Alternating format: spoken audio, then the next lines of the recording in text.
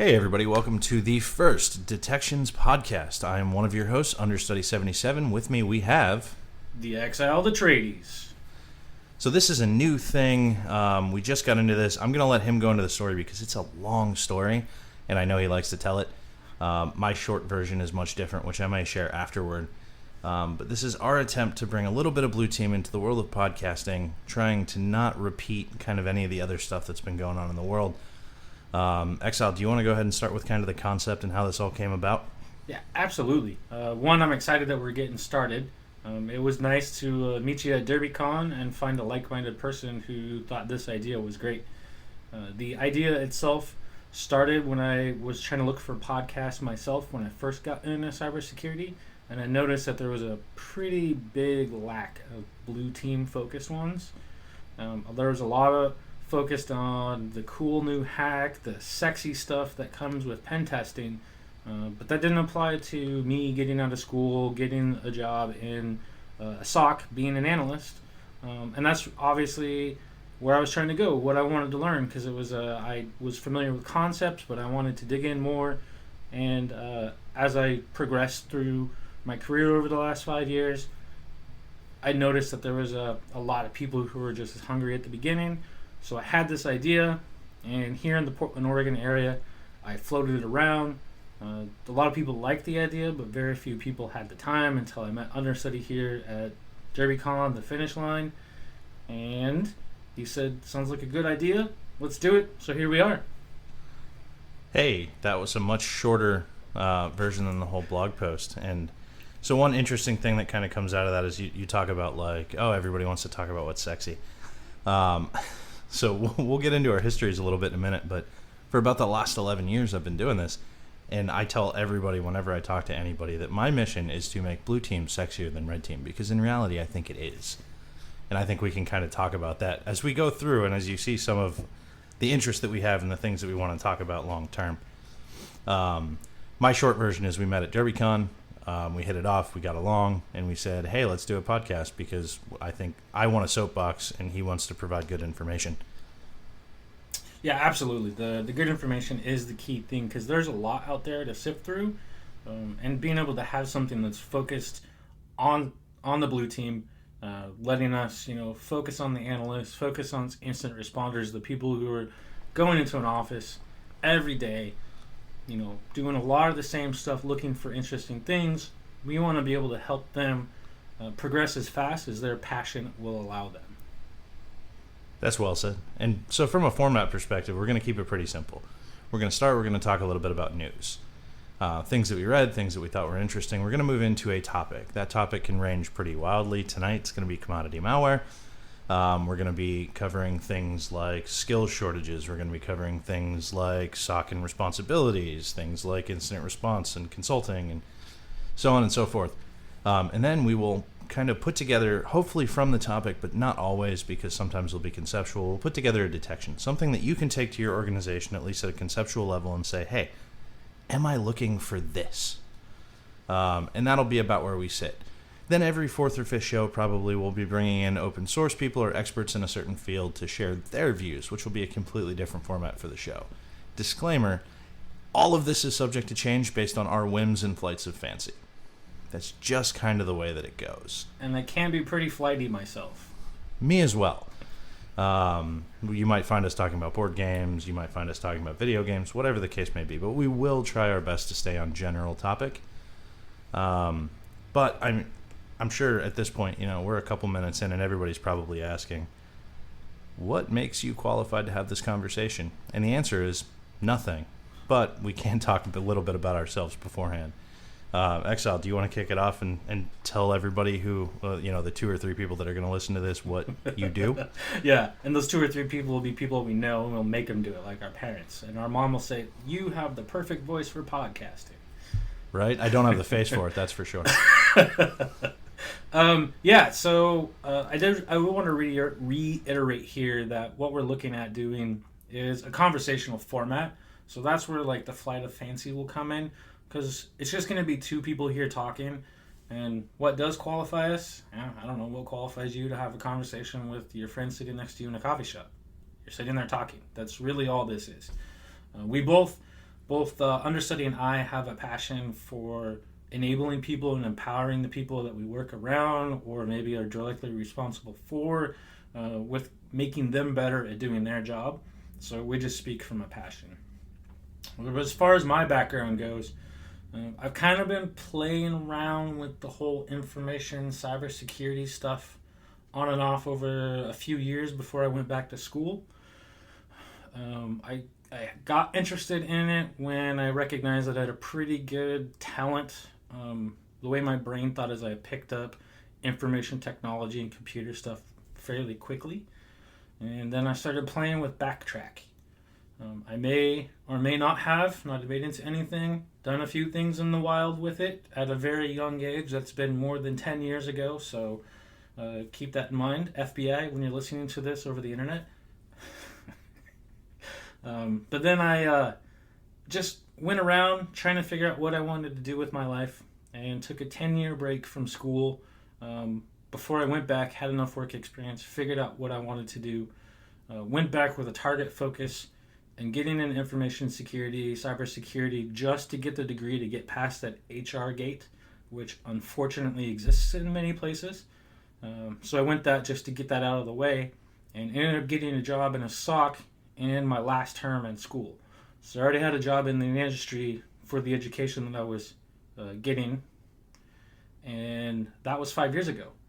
Since then, I was promoted up to being a senior lead analyst, did some consulting, did some incident response, have done SOC maturing through like a CMMI model, did some tool engineering in various SIMs and IDS and things like that. Worked pretty heavily in Splunk for a while.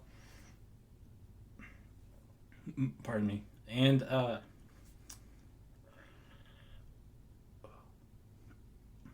sorry, holding back a hiccup there.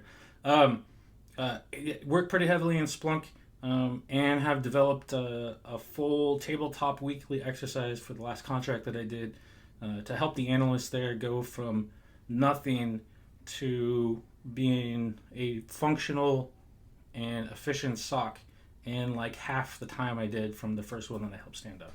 Ooh, we can do a whole thing on tabletop exercises. That'll be fun. I love tabletop exercises.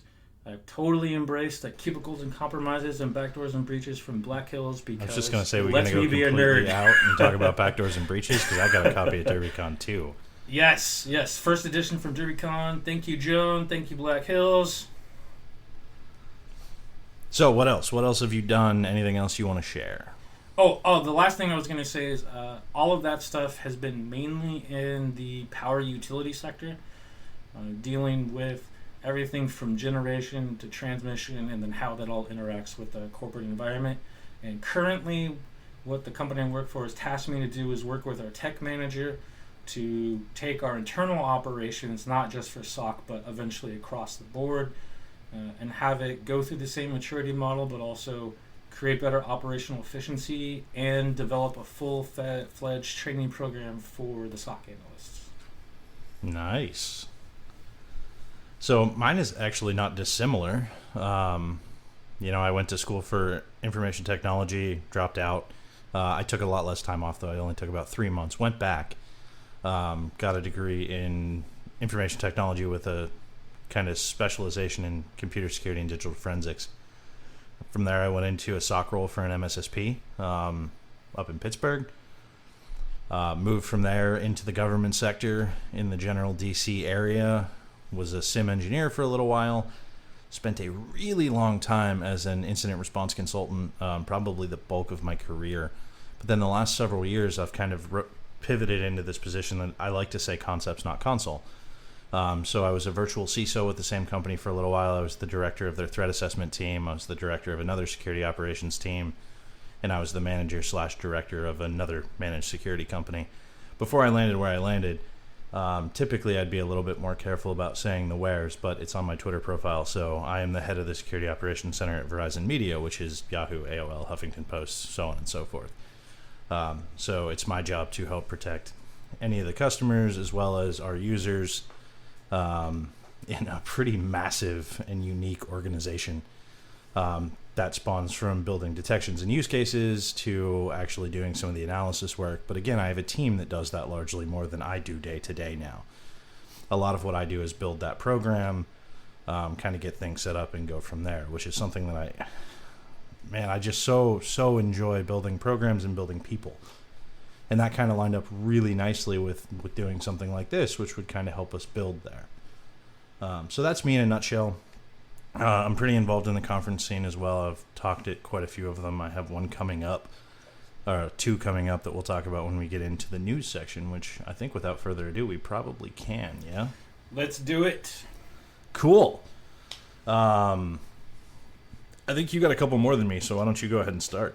All right, we'll start with the fun stuff. We'll go right in, and I don't know if anyone else had seen this article. It was big for a while. If this is the one I think you're going to start with, disclaimer, we are talking about porn. We are talking about porn, yes. It was the porn that ended up on a digital billboard in our grand state of Michigan. It was pretty awesome. I mean, of course they think it's funny. This thing happened. People were driving down the interstate, slowing, taking pictures. That makes it dangerous, but of course this is the whole hackers getting in debate. How did they do it?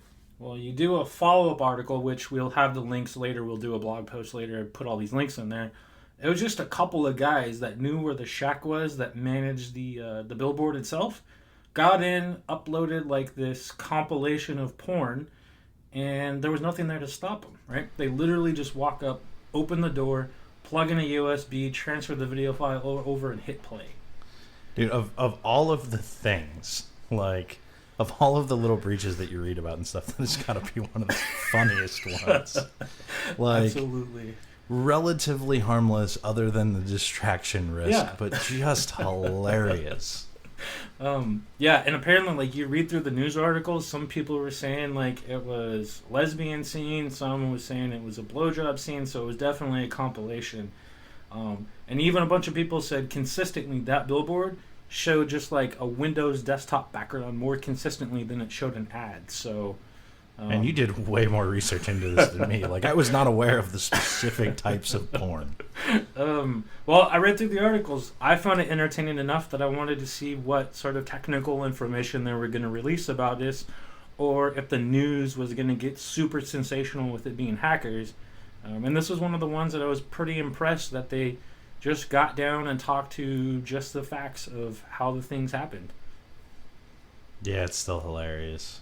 I just can't help it. It's just funny. It's one of those things. So and fun story, and I'm sure we'll talk about this more. When I was rolling out of consulting, the new hotness at the time was crypto miners, right? And I used to joke with some of the guys that, if you're going to have a breach, if you're going to have something like that, if you're going to have some outbreak of a problem, a crypto miner is really your best case scenario. Because the crypto miner, other than, upping your electricity bill, is relatively harmless. It's not an emotet. It's not ransomware. It's not locking shit out. It's a relatively harmless way to exploit you. That's your best case scenario breach situation. Yeah. And this is same thing. It's funny.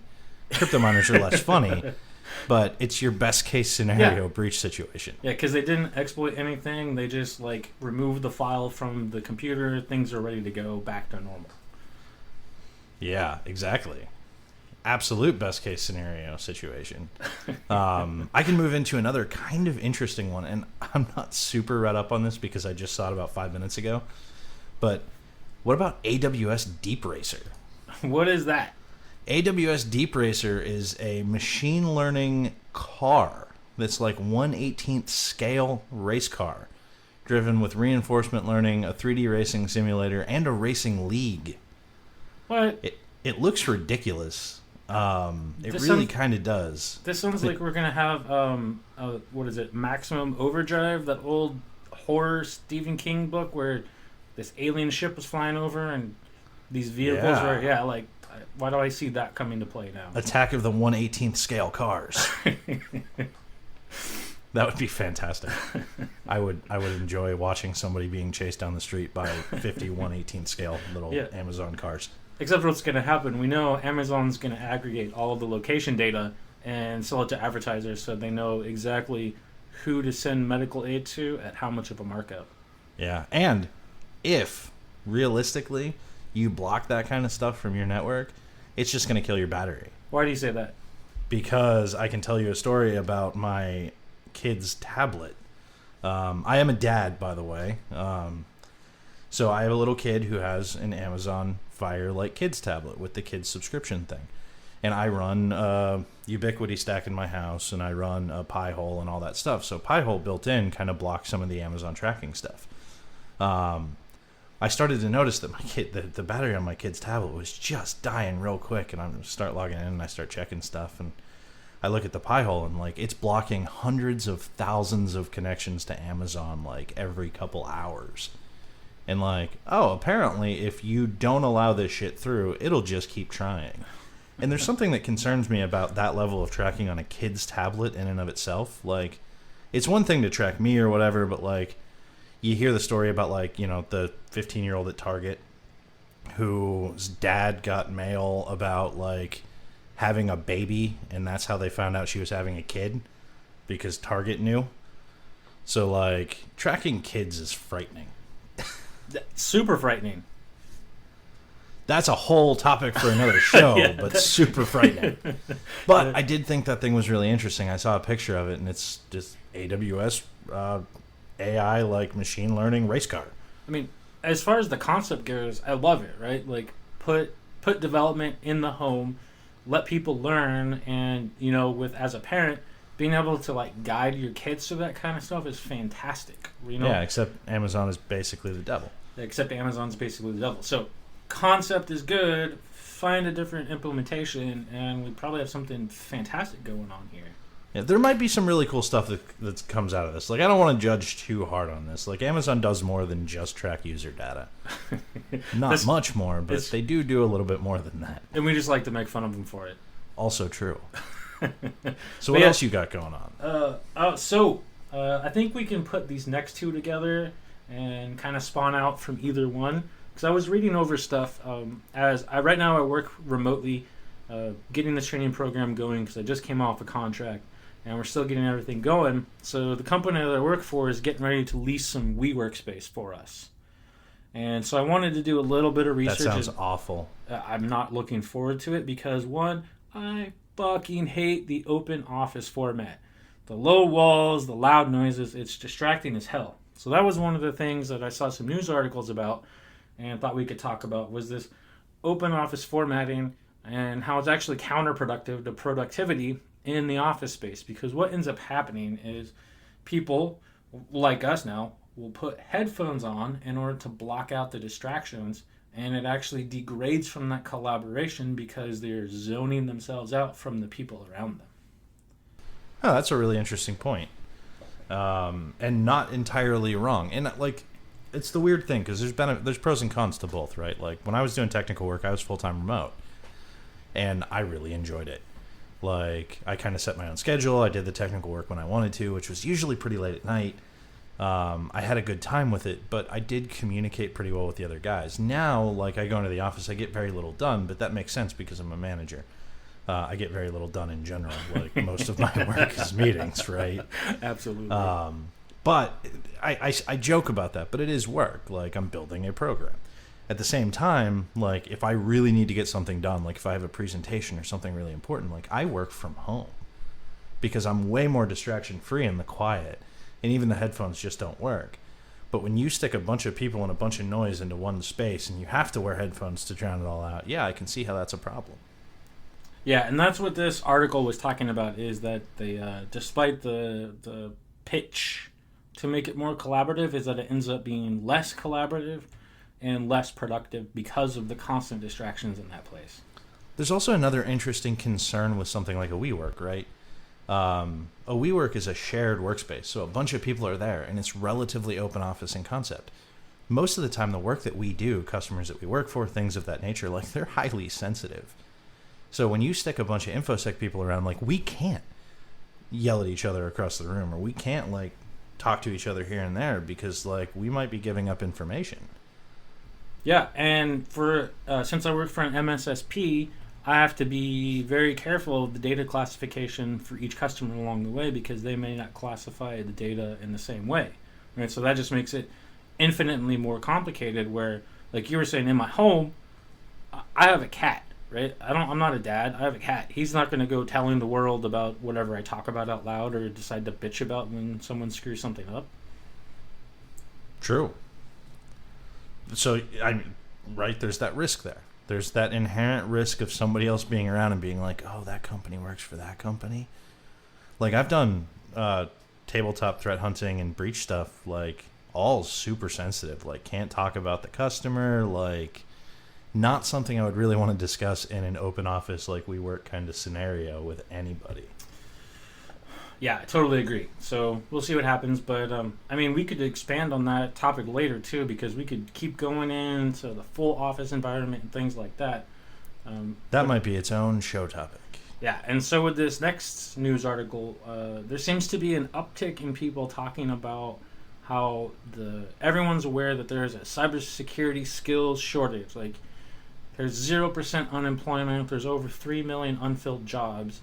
But then the question is this a self-inflicted injury? And why are they asking that question?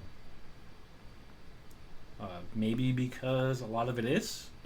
Yeah, but how, right? Like, Yeah. How is this self-inflicted?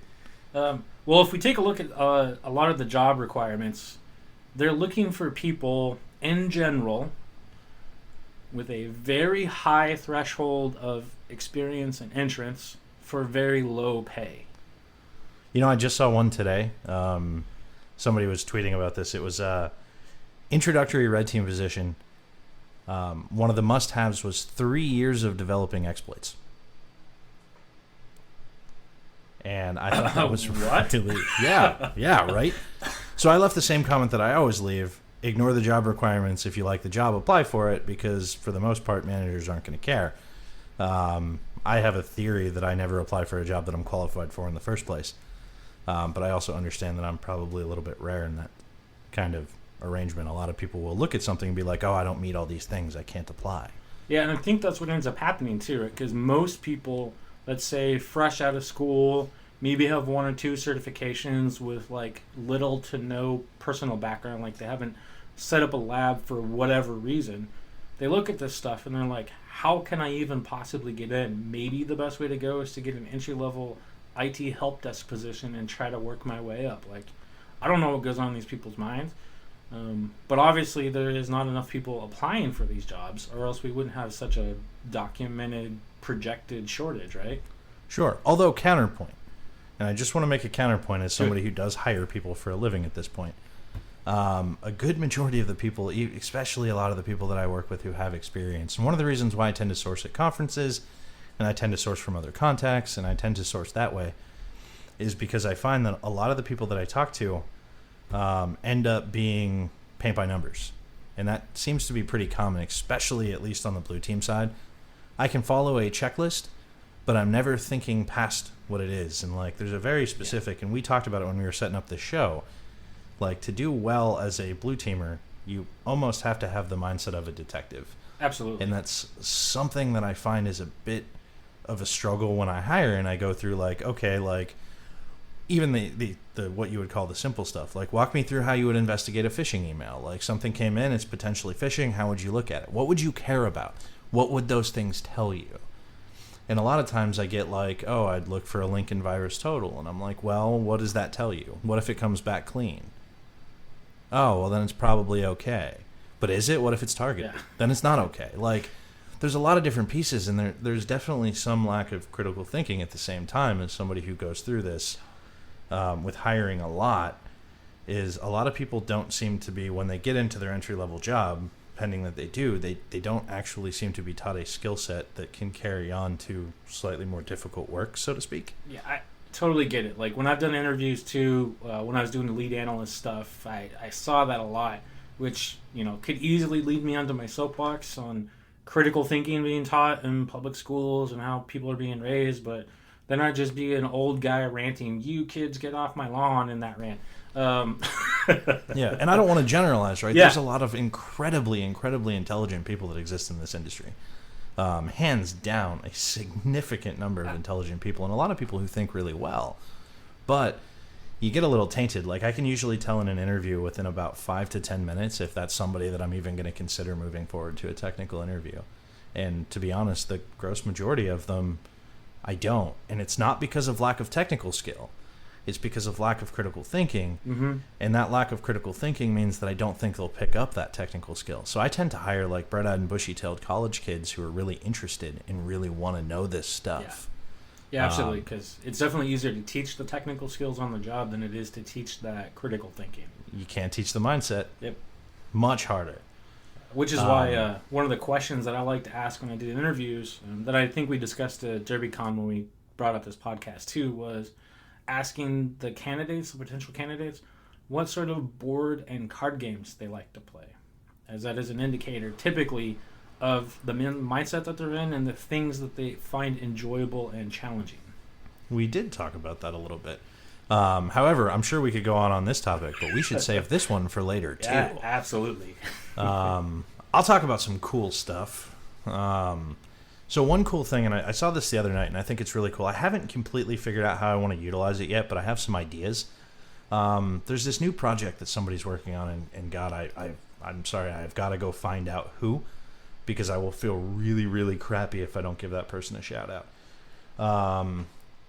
Faith Sarin has made a Twitter scraper that's basically pulling Twitter looking for IOCs and then visualizing some of that data. So it'll give you IOC counts across MD5, SHA-1, SHA-256s, email addresses, IPs, domains, URLs. It'll give you daily entries and kind of the number. It'll break it into like a tree map, so it'll tell you like phishing related, fish kit, malware, emotet. It'll do it for like daily. It'll do it overall. It'll give you like the last couple entries. You can look at it as a table. You can also search it. So you can search this stuff from a historical perspective and look at all of it and then go look for the interest in Twitter. Or the actual tweet is linked into this thing too. This thing is really cool. Like I said, I haven't entirely determined the usefulness or how I want to use it, but as an investigation resource alone, I think it has some merit. So say I'm looking at something that's suspected phishing, or I'm looking at MD5 that I'm unsure of. I'm going to have like my paid threat intel sources, and I'm going to have all these other things that I can potentially go to. But now I also have this thing that I can go search across that covers the entire community, and see if anybody has talked about this or if anybody has had it. And that's not necessarily going to tell me good or bad, but it's going to give me some context if other people are seeing this problem, right? It's just super, super cool, and I'm really excited about it. And it has a dark mode. And dark mode! Yep. You can also change the sidebar colors, which is also super cool. Like I sent it to somebody that I worked with. He goes, so much magenta. I said, just change it to blue. I like the magenta personally. It's fabulous. That's why it makes me think the person who built this built it on Cabanas. It looks a lot like a Cabanas thing, and it would make sense. But yeah, I agree. This thing looks fantastic. I'm looking forward to this weekend to being able to play around with it more, to see potential, and see if it's a resource that I can add to the analysts that I'm helping to mature now as another resource for them when they're doing either context or actual like low-level threat intelligence gathering. Sure. The website is tweetioc.com, by the way. TWEET.ioc.com. We will have a kind of blog post that goes along with this show that'll have some of the links to the things that we talked about, because I think that'll be pretty useful. So we'll kind of throw that up in there. But that way, for anybody who's just listening, if you're interested, timestamp this at about 2846, probably about 2840, and you can get that URL. Let's see. What else do we have? What else? I guess, so let's talk about conferences and stuff a little bit. I was just going to say, like, where are you at? What have you been doing? So I spent my day today at a conference called OSDFCon, which is the Open Source Digital Forensics Convention. A little bit different than your standard B-Sides or HackerCon, but it was still a lot of fun. And there were some really good talks. So there were 2 different talks on Linux forensics that I thought were really cool and kind of useful. There was a really good talk on some cloud investigation stuff, since we're moving that way. Basically, the track 1 was a whole bunch of technical stuff. They did some Volatility 3 stuff later in the day. But honestly, I think the best talk of the day came from an individual by the name of John Glass. I think it's GlassSec on Twitter. He did a CyberChef overview. For anybody who's not familiar with CyberChef, it's basically... God, how do I explain this? You give it an input, and then you can have it encode or decode in a whole bunch of different ways, and then it'll spit you an output. So you went through like the first thing. I've used it for, analyzing any VB script, any binary conversions, all kinds of different stuff, hex and base 64. I've used it a lot. But I realized today that I barely use this tool, because the one thing that I learned coming out of this is that you can drop a file into it, and then you can kind of parse out that file. So instead of having to like go parse out all the information from this file yourself or this Word doc, you can literally just drop the Word doc into it. I thought you had to give it code. No, you fuck it, just lay the Word doc over top of it. It'll take the Word doc, it'll spit out the stuff. You can regex to the code section that you want, and then you can start to decode everything. Super cool talk, man. And he was doing like some other cool forensic stuff, like some 24 or 25 step recipes that he was building with this thing. I would check him out on Twitter, because I think he's going to share the slides, and the slides have a lot of kind of that methodology, and you can get a lot from them.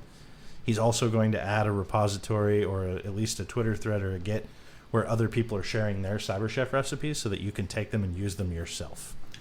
Nice. I was just going to ask about that in his presentation, because I know some of the forensics people that I work with would be totally interested in seeing that output. Yeah, as far as I know, that stuff should all be released. And he's gonna release it, or hopefully he'll link to where it does. I'm gonna keep an eye on it, and we can update. But man, such a cool talk, because it's a tool that I use all the time, and I had no idea that it could do way more than I thought it would. And that's just further proof that I don't do that much technical crap anymore. Sorry, go ahead. Go ahead. No, I was just gonna say, didn't he? You were telling me, didn't he do a recipe that was related to Emotet and commodity malware? So that was the base recipe. So like, the Emotet thing that he kind of went over, I think, was like an 8-step recipe. So he dropped in the Word doc that came in the phishing email. He kind of regexed to the specific section of VB. Then he ran the like byte offset for it, or like the count offset, to get the full command, cleaned it all up, removed all the caret stuff. Like, it can do a lot of stuff. And he basically did this whole thing and basically took it from VB to IOC in 8 steps, which was super cool. But even more than that, like just taking it from VB to the actual PowerShell is also super cool. Yeah. It's nice to get the URLs, and he's talking about kind of being a nerd. So like, he'll pull down a new Emotet sample from VirusTotal, he'll stick it into the same recipe, he'll grab the new URLs, and then he'll post the new URLs. He'll be like, hey, I'm just going to keep a steady stream of all these C2 URLs coming out. Like, if you see them, here you go, which was super, super cool. Nice. So Emotet is a banking Trojan that is a commodity malware. Now, would you mind telling us just what commodity malware is, that way in case we get any listeners that are We're new not to the there industry? Yet. Okay, we can go there. Yeah, That's we can fine. go there. We'll go there, and then I can talk about B-Sides DC as we close. Yeah, I think we could put DC at the end. It might be better to talk about kind of malware, not before we get into commodity malware. And I'm going to super simplify and possibly bastardize this whole topic. Malware, as we have termed, is essentially malicious code. So code that has a malicious purpose. This can be a whole lot of different things, and this can mean a whole lot of different things. But for the most part, when you're utilizing malware or any other attack, there's a couple things that you're after. Be that access, be that persistence, whatever, there's genuinely at the end of it 2 things that you care about. You care about money, or you care about data, which you then use to get money. Those tend to be, like, from a cybercrime perspective, the 2 things that you're after. Commodity malware is essentially referred to as a less specific form of malware. So it's not targeting the company that you work for, it's targeting everybody. It's targeting end users, it's targeting companies, it's targeting just about everybody. And when you see this kind of stuff come out, you'll see it in huge spurts.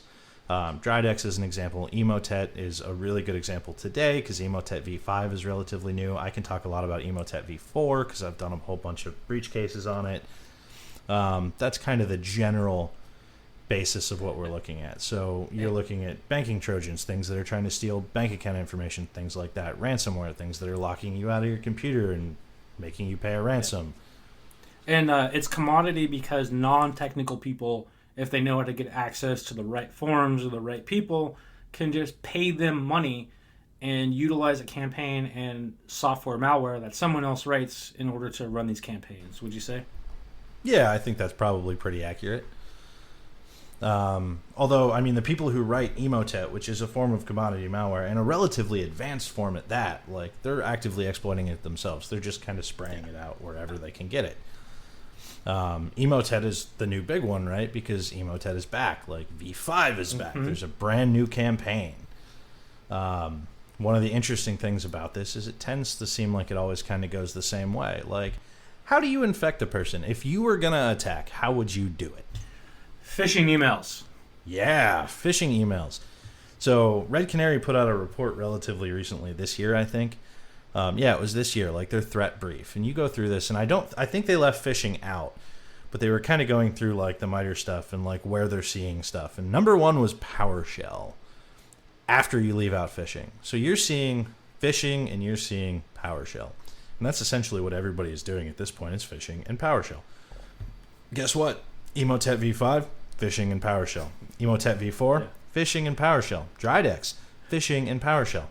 I taught a introduction to malware analysis class at DEF CON with a Drydex sample, and it was phishing and PowerShell.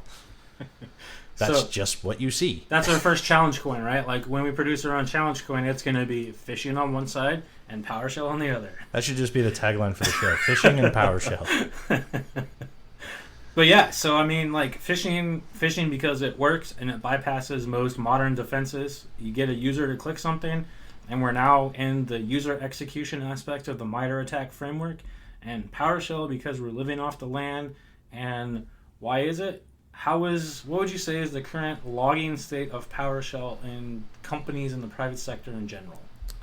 Genuinely pretty low, specifically because to get good PowerShell logging, you need more than one ID or EID. Mm-hmm. Jesus, I can't remember them off the top of my head. It's like 400, 403, 500, 501. I don't remember. I swear I don't. That's why. But there's another one that's up in the thousands that's actually PowerShell content. So seeing a box run PowerShell, good to know, but not really that important. It's PowerShell content that you need. Yep. And PowerShell content isn't something that, last time I checked, was on by default. PowerShell content was something that you had to turn on. Now, that said, if you have some EDR technologies, the CrowdStrikes, the Carbon Blacks of the world, they're actually looking pretty closely in detecting things off PowerShell. So they do a pretty good job with that.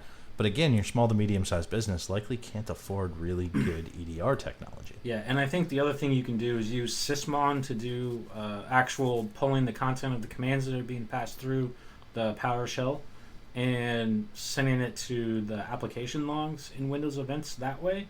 But again, sysmon, and then you need some sort of like log aggregator tool query system like ElkStacks, Logarithm, Splunk, in order to be able to query that and be able to set relevant queries and logic to be able to make that useful. Or full endpoint data, OS query, any of the Windows Yeah. event logs, a Carbon Black, CrowdStrike, whatever. Yeah. What gets really interesting about it, Emotet specifically, and again, I'm not super up to date on V5, but like I can talk a lot about V4 because I worked a lot of cases with V4. That initial binary, that initial thing that came through, that initial binary that downloaded wasn't inherently malicious. Like it wasn't detected by most AVs. I like to say modular because, and one of the things that scares people about Emotet is just this. Like it'll come in, it'll hit a system, it'll install, and then it'll call out and it'll go, hey, give me this. Hey, give me this. Hey, give me this. One thing is SMB spreader. One thing is other malware, Quackbot, TrickBot. All kinds of stuff. And as we talk about like a story, I can tell you that I went into a company where within 3 hours, Emotet had shut down and infected 60% of their hosts from SMB spreader. And they caught it because of all the account lockouts that were happening. They were smart. They pulled the network plug. Now, I realize that's not a realistic thing that people can do all the time, but that was a pretty rapid spread. Where another company I went into, same problem, same kind of thing, didn't pull the network plug. They had a whole bunch of rootkits that this first company didn't have. And like rootkits, you can't really clean with AV. Not really that easy. Have they ever been? I mean, I remember back in the day when Rootkit Hunter was the big thing for that. Sure. So essentially, we're seeing a resurgence in this stuff. So we're seeing a lot more of it, which in general, relatively scary. They make money off this stuff. You actually have some statistics from some of the crimeware, extortion, theft, ransomware stuff, right? Yeah, I found some that was aggregated on March 24th of this year from Safe at Last, this is just some generic cybercrime stuff, which involves banking trojans, ransomware, and just kind of everything that's the cybercrime orientation. But cybercrime, from what they were able to find, generates 1.5 trillion US dollars per year. And that the average hack, I guess, through what they're saying, the average hack was every 39 seconds. It's probably just aggregated across the world for compromised systems from automated things like Emotet and all the various ransomware campaigns. Sure. Now, I also saw something about the average hack costing a company like $133,000. Yeah, I think, and that's not just in ransoms. That's in staff and downtime and stuff like that, right? Yeah, I think that was specifically just ransomware and not just cybercrime across the board. Okay. Yeah. So, and I think what it brings it up is the majority of what we're seeing and what we've seen and see people talk about as far as what cybercrime is mainly from the motive or the tactics of extortion and outright theft, right? Banking trojans try to get your financial data or spoof financial information to just straight up steal money from your account, and ransomware is just a logical extortion tactic, right? I got your stuff. Sure. I'm holding it ransom. But yeah, so it was ransomware. The average ransomware attack was about $133,000 per ransomware incident. Now, an interesting statistic that I found from another article about the return on investment for a criminal running ransomware, their initial estimated average upfront cost was less than $1,100. Okay. So go ahead. One of the other interesting things that I noticed when that was cited was that they don't really necessarily talk about what it costs to bring in like a IR consultant on top of that, which a lot of companies aren't really set to deal with that. And IR consulting is expensive. Worth it in most cases, especially if you're not built to deal with it, but expensive. It is very expensive. There was a recent case with the city of Atlanta got hit, where if you go do the research, you can see they posted a bunch of numbers of what it cost them, and you can definitely get a spitball figure on how expensive that is. Yeah. So on the specifics of Emotet, and this is interesting, we talk about this term banking Trojan, and ultimately, banking Trojan is not super sexy or super interesting.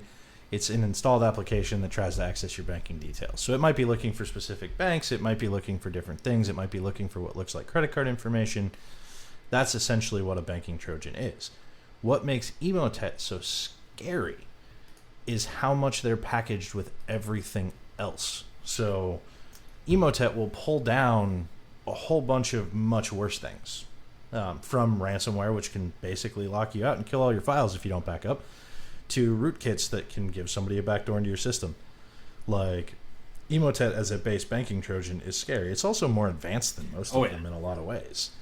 I made the comment once. I remember when I was working on one of these cases, on a sample of Emotet, I was like, man, this is way too cool for a piece of commodity malware. Like, this is good work. Like, you hate to admit that, right? But it's good work. Well, to me, every time I see it, I'm like, it means the criminals are using software development life cycles a lot better than the companies that I've worked at. That's probably pretty accurate.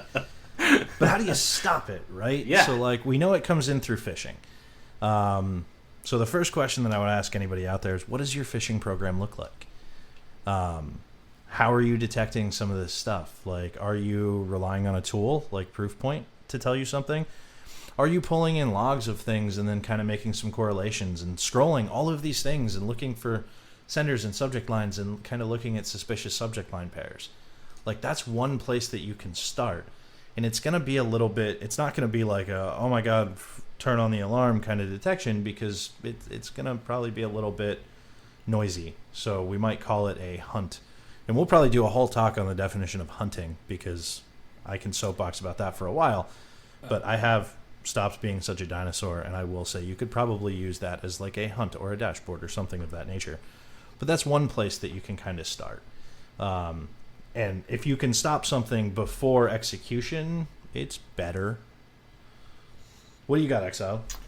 Yeah, so first off, yes, please let's do a topic on threat hunting because another thing that I have to build in addition to a training program is an actual threat hunting program. So I will definitely be wanting to talk about that. Oh, we're gonna have fun with that then too, because one of my topic for this talk at B-Sides DC that I'll talk about as we close is I'm hunting wabbits and why you shouldn't worry about a threat hunting program until you already have an established detection program. Correct. But anyway, we'll get to that yes. Yeah, so you were saying the whole phishing program.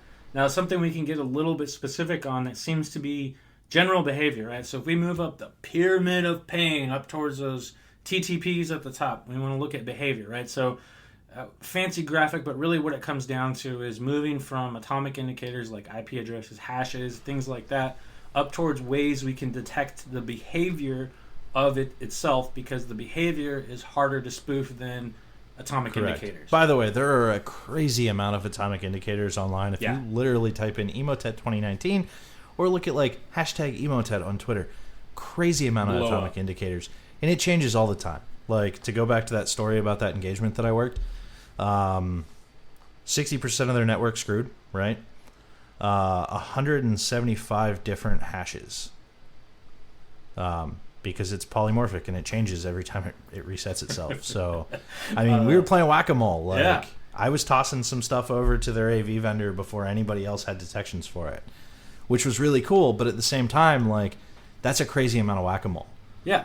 I mean, from what I was seeing from some of the recent samples, like, they even got a little bit more sophisticated on the being polymorphic, where the function names and even some of the random text in there is pseudo-randomly generated at execution time. So it'll look different every time that it runs on a different computer.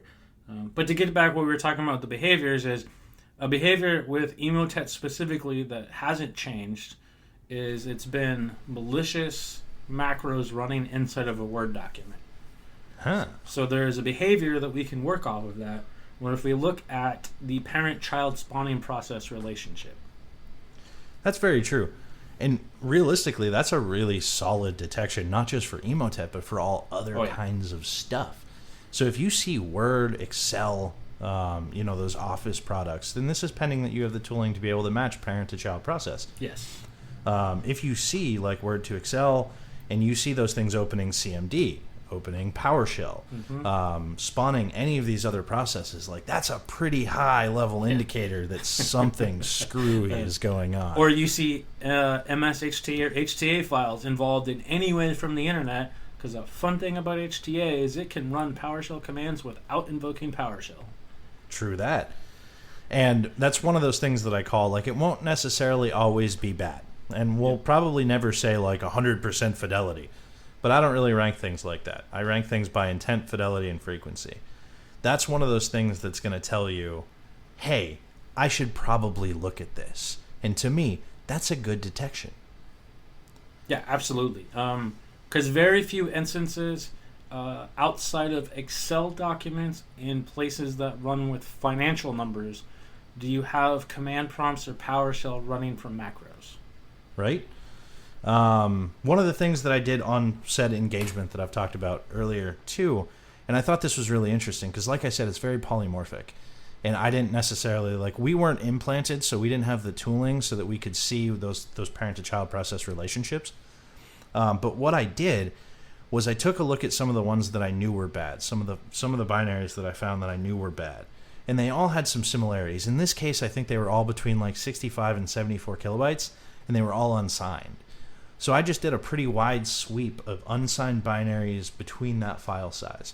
For V5, I'm not sure, but you could probably pull down a couple sample binaries to run, kind of find that out, and you could probably repeat that. And that's honestly how I found probably 70 to 80 new binaries in that situation. That sounds awesome. That would definitely be something I'm looking into. Yeah. It's very specific, though, because you have to kind of know what you're looking for already, but it was super cool. I liked that one. And then you had another one, right? I found this guy who was, let's see, I've got his Twitter post up here. It was Ecstatic Noble. He did an interesting thing. This is more along the lines of the atomic indicator, but it was an interesting way to go about it, so I wanted to bring it up. He posted this question where he was doing Emotet research on his own, and he was looking at the set cookie response header, and he found looks like he reverse engineered like a regex match that was case insensitive, and he asked if there was a way to track and block Emotet based on this in the set cookie response header. Interesting. Yeah, I thought it was pretty interesting too, and we'll have that link in the update after this episode goes live, so you can go pull it up. He's got a ton of screenshots. He talks about correlating the unique, the IP and domain indicators that he found. But yeah, I thought it was very interesting, and would be an interesting way to go about detecting that stuff to see, what was the fidelity on that, what was the false negative ratio on using that as an atomic way to detect Emotet. Yeah, disclaimer, we haven't tested this. Correct. But you can, and then you can tell us how it went. All right, so looks like we're closing up on time here, so this would be a good time to talk about B-Sides DC. It is. So let me make sure that I get the dates right, because for anybody who's going to be at B-Sides DC, I will too. That's going to be the 26th and the 27th of this month, so in 2 weeks or so. I am going to be giving 2 talks in a row. Shoot me in the head now for that, please. So I'll be on stage for 2 hours. Hooray. The first one's a no record, though. So we're doing Tales from the Firewall, Blue Team Horror Stories. I have a wonderful panel that's going to be up there, a wonderful moderator. There will be ample shenanigans, I am sure. I'm aware of a couple of them. Some of them I'm being told from my moderator that they're going to be surprises. Those should be a lot of fun. And then I'm also giving another talk after that called What Did the Sim See? And it's going to be kind of talking about like general sim, how to get the most out of your sim, and then a little bit about what I like to call the hybrid alerting strategy and how to utilize all your tools in one place to make like things work well and how to structure that. I'm really excited for it. I like the B-Side shows a lot. I like talking at B-Sides a lot. So super duper excited. I think it's going to be a good time. This actually should end my speaking engagements this year. Nice. I wish I was a little bit closer to DC, but that flight from Portland, Oregon to Washington, D.C. is a bit long, and I've got some Halloween parties to plan for. You got to do some ShmooCon this year, man. I got like 5 or 6 things to submit. I'll get off my ass and do it eventually. Yeah. Well, I need to get on my ass and start submitting stuff myself. Yes, you should. For the most part, though, that has been the show. It'll probably be a relatively similar format to this. I don't think we've picked the next topic, but we are shooting for bi-weekly. In the future, we'll probably release them on Sundays. This one's going to be a little bit different because we don't actually have, we're not listed in Apple yet. We're not listed in any of those places. And I'm leaving for a wedding this weekend. So probably as soon as we finish recording this, I'm going to go through the process of trying to get us listed and getting everything up. But we'll be shooting for bi-weekly from there, probably with scheduled releases on Sundays, so that your Monday morning commute, should you want to listen to those 2 or 3 people, you can. Absolutely. And we will always put up the follow-up from every episode on our website, which is detections.org. Pretty easy to get to. And this was Detections Podcast. Yeah, I leave that part to Exiled because I suck at documentation. I'm kind of a writer, so. There you go. Take care, everybody. Go forth and find evil. And be wonderful. To each other.